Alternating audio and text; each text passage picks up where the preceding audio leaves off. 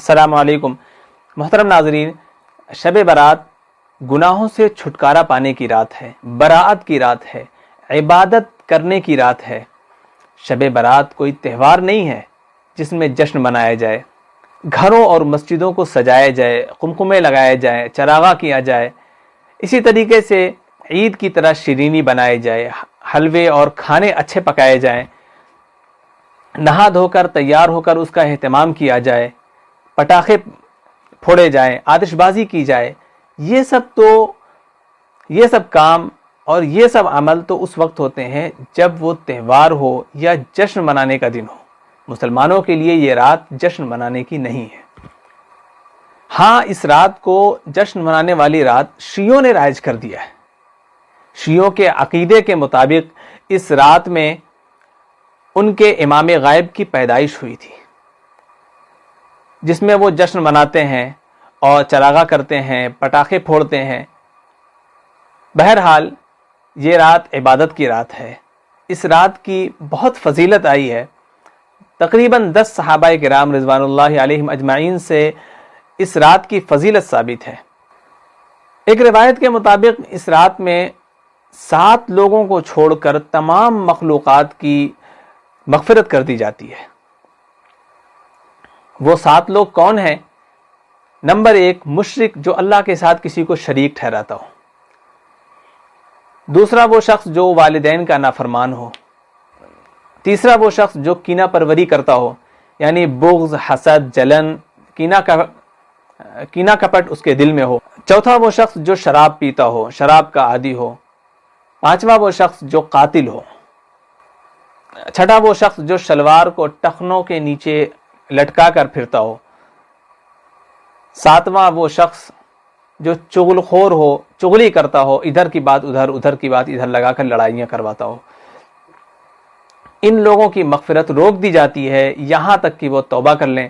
اگر وہ سچی توبہ کر لیتے ہیں تو پھر اللہ تعالیٰ ان کی بھی مغفرت فرما دیتا ہے۔ شب برات میں کرنے کے صرف 3 کام ہیں، وہ بھی کچھ شرائط کے ساتھ۔ نمبر 1، قبرستان جا کر مردوں کو ایصال ثواب کرنا اور مغفرت کی دعائیں کرنا، اس شرط کے ساتھ کہ ہر سال جانا لازمی نہ سمجھا جائے، اور وہاں جا کر میلہ ٹھیلا کرنا، لوگوں کو اکٹھا کرنا، اجتماع کرنا، چراغاں کرنا اور قبروں پر پھول پتیاں اور چادر وغیرہ چڑھانے کو شب برات سے جوڑنا، یہ بالکل جائز نہیں ہے، چونکہ رسول اللہ صلی اللہ علیہ وسلم سے اس رات میں یہ اعمال منقول نہیں ہیں۔ صرف آپ صلی اللہ علیہ وسلم اس رات قبرستان گئے تھے، اتنا ثابت ہے، اور وہ بھی زندگی میں صرف ایک بار۔ اس وجہ سے اگر کوئی شخص زندگی میں ایک بار جا کر اس سنت کو ادا کر لے تو بہتر ہے، اور اگر نہیں بھی جاتا ہے تب بھی کوئی بات نہیں۔ نمبر 2، رات کو تلاوت، اذکار اور نوافل وغیرہ کا اہتمام کرنا۔ یاد رہے کہ عبادتیں خاموشی کے ساتھ، خلوت میں، بالکل تنہائی یہاں ہو، وہاں پر کرنا سب سے افضل ہے، اور اس چیز کے لیے سب سے پرسکون جگہ اپنا گھر ہے۔ اگر کوئی شخص یہ سمجھتا ہے کہ مسجد میں آ کر عبادت کرنا ضروری ہے تو وہ غلط ہے۔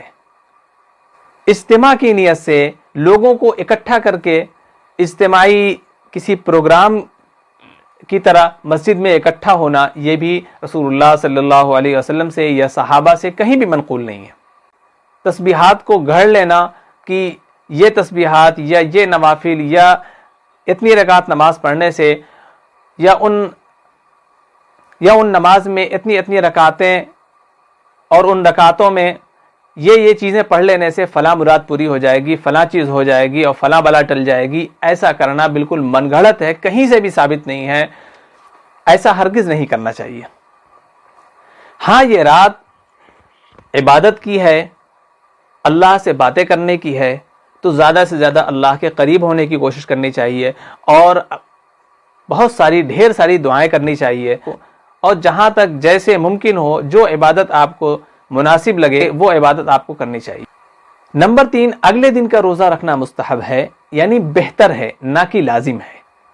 یاد رہے کہ کسی بھی شخص پر اس روزے کا پریشر ڈالنا یا یہ کہنا کہ اگر تم نے نہیں رکھا تو یہ بد دین ہونے کی علامت ہے، یا دین میں تمہارا کوئی انٹرسٹ نہیں ہے، اس طریقے کی بات کہنا یا کسی کو برا سمجھنا اور اپنے سے کمتر سمجھنا صرف اس وجہ سے کہ اس نے روزہ نہیں رکھا یا اس رات میں عبادت نہیں کی، اس وجہ سے ایسا کرنا یہ بالکل جائز نہیں ہے، کیونکہ شریعت نے جس چیز کو جتنی مقدار میں رکھا ہے، جتنی اہمیت دی ہے، اس سے نہ ہم بڑھا سکتے ہیں نہ گھٹا سکتے ہیں۔ اگر ہم بڑھا رہے ہیں اس کی اہمیت تو بھی شریعت پر زیادتی کرنے والے ہو رہے ہیں، اور اگر گھٹا رہے ہیں تب بھی شریعت پر زیادتی کرنے والے ہو رہے ہیں۔ اس کی مثال ایسے ہی ہے کہ کوئی یہ کہے کہ فجر میں کیوں 2 رکعت ہی نماز ہوتی ہے، ہم زیادہ بڑے متقی پرہیزگار ہیں، ہم 2 کی جگہ 4 رکعت پڑھیں گے، 3 رکعت پڑھیں گے۔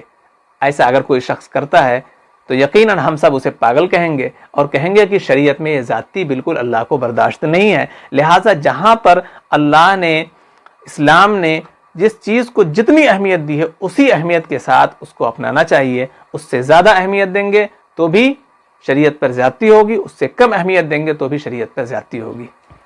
اللہ تعالی ہم سب کو دین کو صحیح سمجھنے کی توفیق عطا فرمائے۔